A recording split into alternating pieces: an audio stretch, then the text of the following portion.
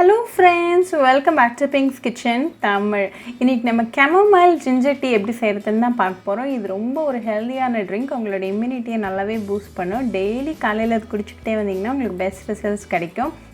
இது டயபெட்டிக்ஸ் அப்புறமா blood sugar levels low பண்றதுக்கு ரொம்பவே ஹெல்ப்ஃபுல்லா இருக்கும்.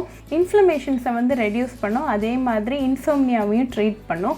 வெயிட் லாஸ் அப்புறமா டைஜஷனுக்கு ரொம்பவே ஹெல்ப்ஃபுல்லா இருக்கும். இது ரொம்ப ஈஸியா பண்ணிடலாம். ரொம்ப கம்மியான இன்கிரிடியன்ஸா தேவை. ஸோ இந்த ரெசிபியை பார்க்கறதுக்கு முன்னாடி இதுக்கு தேவையான பொருட்கள் என்னென்னு பார்த்துட்டு வந்துடலாம். ஒரு சாஸ்பேனை சூடு பண்ணிக்கோங்க. அதில் 2 கப் அளவுக்கு தண்ணி சேர்த்துருங்க.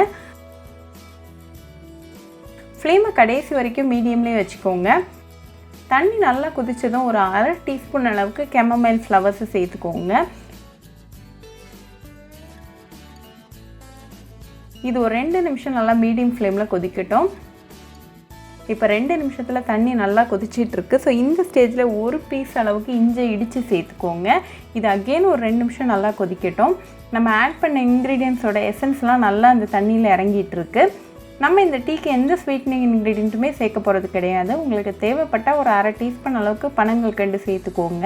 ஆனால் இந்த chamomile ஜிஞ்சர் டீ எந்த ஸ்வீட்னிங் இன்க்ரீடியன்ட் இல்லாமலே சூப்பராக தான் இருக்கும்.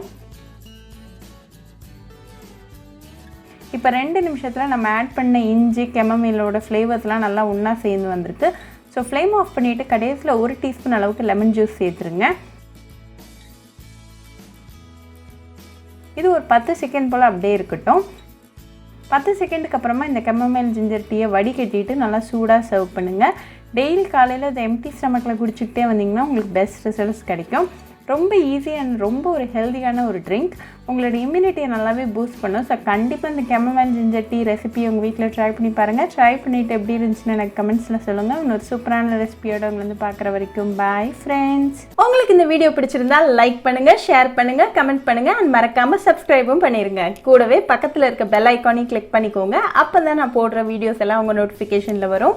உங்களுக்கு ரெசிபிஸ் இங்கிலீஷில் பார்க்கணுன்னா பிங்க்ஸ் கிச்சன் சேனலை பாருங்கள். சேனலோட லிங்க் நான் அந்த டிஸ்கிரிப்ஷன் பாக்ஸில் கொடுக்குறேன். மறக்காமல் செக் பண்ணுங்கள். இன்னொரு இன்ட்ரெஸ்டிங்கான ரெசிபியோடு உங்களை வந்து பார்க்குற வரைக்கும் பாய் ஃப்ரெண்ட்ஸ்.